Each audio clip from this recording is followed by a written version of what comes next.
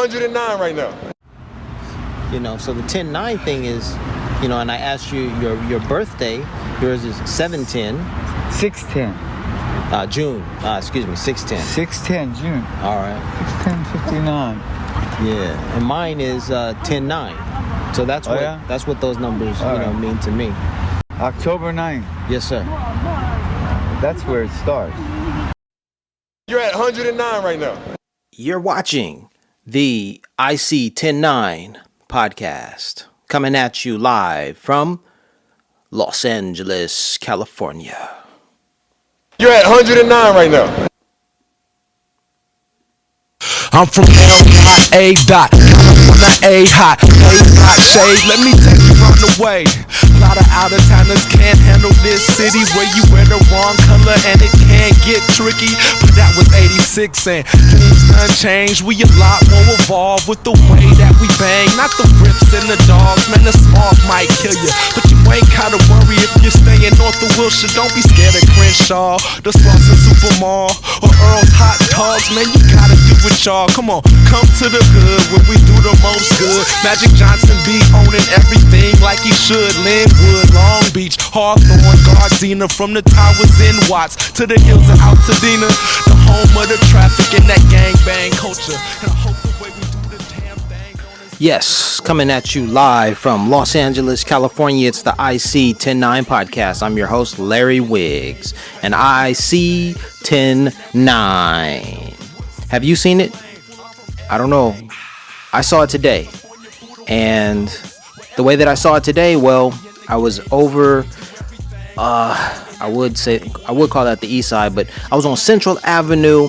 I was doing a little bit of Black history worship, you can call it, because Central Avenue is a historic Black street in Los Angeles. La calle central en la ciudad de Los Ángeles es importante en la historia de afrodescendientes de Estados Unidos. It's an important street in Los Angeles because jazz, that all-American music style, jazz. Well, Central Avenue was where the jazz clubs were located. So you had people like Ella Fitzgerald, Louis Armstrong, Count Basie, Duke Ellington, John Coltrane, Charlie Parker, who all played along Central Avenue. But Central Avenue wasn't only popularized because of the jazz, it was also popularized because of one Biddy Mason. Salute to the life and legacy of Biddy Mason. One of the first, I don't know, was she a thousandaire? Was she a millionaire? She was a philanthropist and a rich, a wealthy, affluent woman, Black woman in Los Angeles, and she built herself up. There's some history about Los Angeles, and there's a story about another woman who preceded Biddy Mason. I don't know her name. Shame on me. I'm gonna have to do some research and get back to you on that. But we have a history of excellence in Estados Unidos, in America, in the United States. We're playing the smooth grooves of Murs from his album, I think it's 316. Let me check that out. Yeah. In the last display over here, Yeah. I can't see it, but is that a number? Could you read that number to me, please? The 1934 and 109. Okay, thank you. Yeah, that's the number of the nominee. So they put a number. So that's nominee number 109. That's You're an at 109 right now. nomination letter, by the way, or it's a telegram, which was quite usual back in the days. It's a telegram nominating Kolfon Osiecki, another journalist. I think the first journalist to receive the Peace Prize. And he received the prize in 1934, it says there. He was a German journalist who very early on reported, he wrote for a newspaper called Die Weltbühne, and he reported on Germany starting to arm up, which they were to that after World War I, and Hitler and what he was doing. So he was one of the first political prisoners in the concentration camps. And when he received the Peace Prize, he was still in the concentration camps.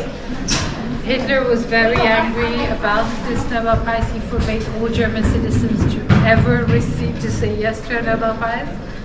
And they did not let him out. He unfortunately died, I think, in 1938. So he wasn't able to come and receive his prize.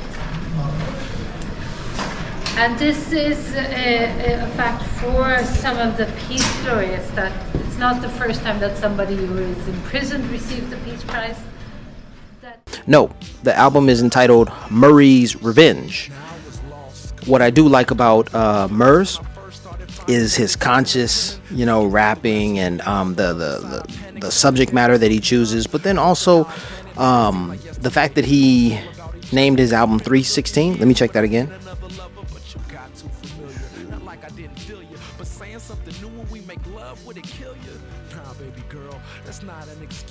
Yeah, right.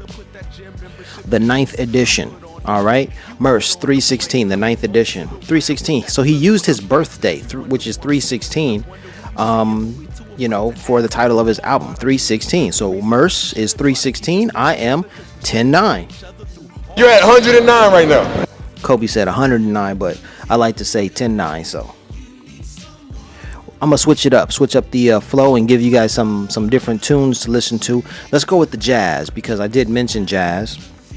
I'm gonna pull up the Basquiat, Jean-Michel Basquiat playlist that I have on here. Basquiat salutes jazz. I think, thoughts is powerful in all facets. Because even my career, even my life, things end up turning out exactly how I visualized them. Not in this time frame I expected. You know what I'm saying? You always want shit to happen overnight. Mm-hmm. But, I just had clear visions. And the love that we standing on is solid as a rock. Not for nothing, but a couple months back when we fought, I couldn't live with myself thinking that you were lost. There we go. So, I was on Central Avenue. I had breakfast at the Dunbar Hotel at a restaurant called Delicious. It's on the first floor. The Dunbar Hotel is famous. I know the Dunbar Hotel because Rudy Ray Moore, or Dolomite, aka Dolomite, lived at the Dunbar Hotel at one time. And that's a fascinating story. In order to learn more about that, watch the movie Dolomite starring Eddie Murphy. Let's see.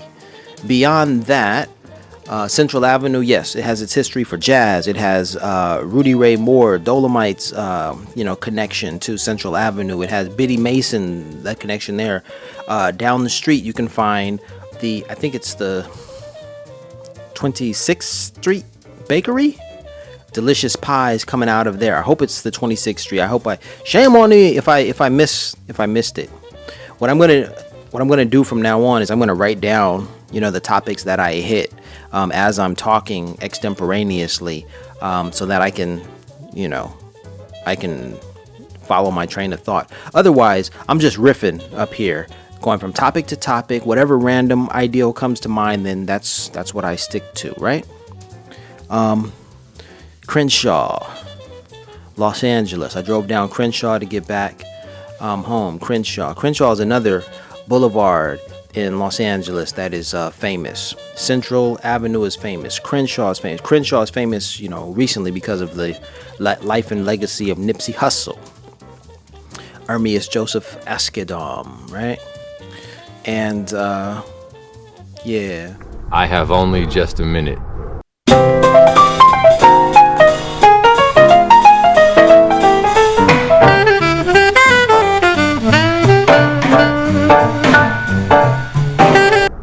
Only 60 seconds in it.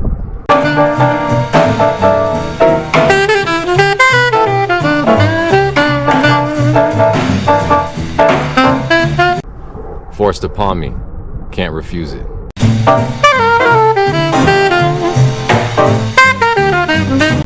Didn't seek it, didn't choose it. But it's up to me to use it.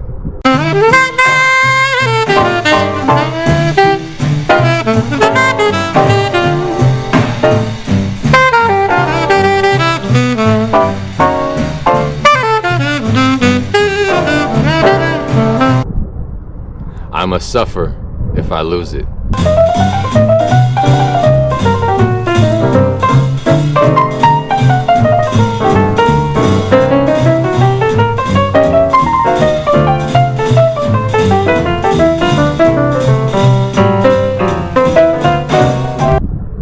And give an account if I abuse it.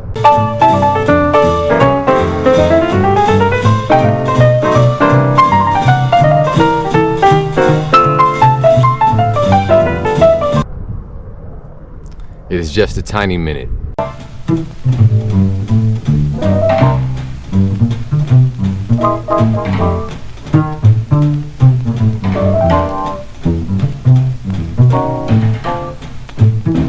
But eternity is in it.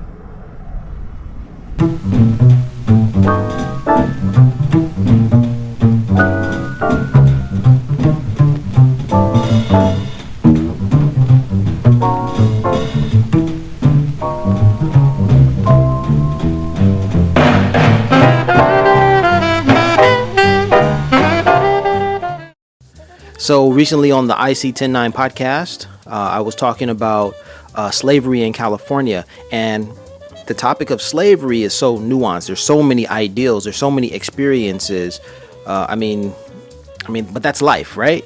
Life is a mystery. There's so much information, so many details. It's just, when you try to wade through the muck, then you find that there's just too much of it. When you're wading through historic events, there's too many dates, too many people, and so forth and so on.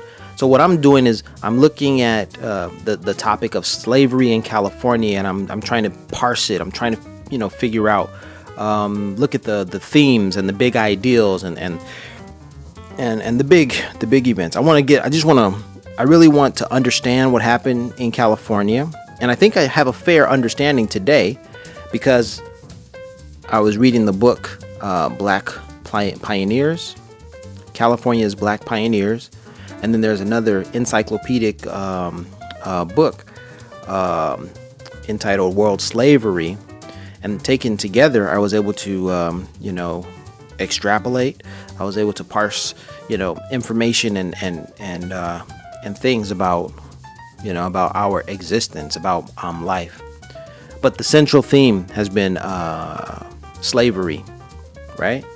So I've gotten some good information. So check out the IC 109 podcast to hear more about the history. Now, I'm not a historian, right? So I'm just telling it like it is. I read it and then I share it, or I interpret. No. I put it into my words and I pass it off to you. And hopefully, what I do here is going to inspire you somehow.